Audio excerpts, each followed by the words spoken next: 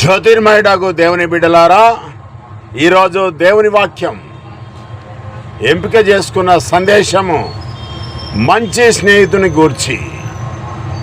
మంచి చెట్టుకు మంచి ఫలాలు వస్తాయి. పనికి మాలిన వానికి మంచి గుణాలు ఎలా వస్తాయి? మంచివాడు తన హృదయంలో ప్రేమను కనుపరుస్తాడు, ప్రేమను కోరుకుంటాడు. దుర్జనుడు వాని హృదయంలో కపటం ఉంచుకుంటాడు, అదే వాని నోట నుండి వస్తుంది. హృదయము అన్నింటిలో మోసకరమైనది. ప్రియమైన దేవుని బిడ్డలారా, దానిలో క్రీస్తును ధరించుకోవాలి, దేవుని ప్రతిష్ఠించుకోవాలి. క్రీస్తును ప్రేమిస్తూ తన సహోదరుని ప్రేమిస్తాడు మంచివాడు.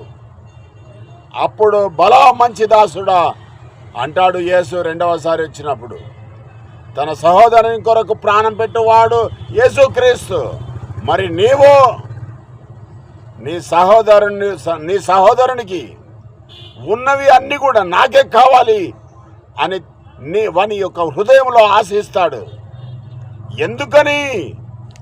నాశనానికి పోవడానికి. తస్మాత్ జాగ్రత్త, దేవుడు చూస్తున్నాడు, అందరినీ తగిన ఫలం దయచేస్తాడు. ఈ వాక్యం దేవుడు దీవించుగాక.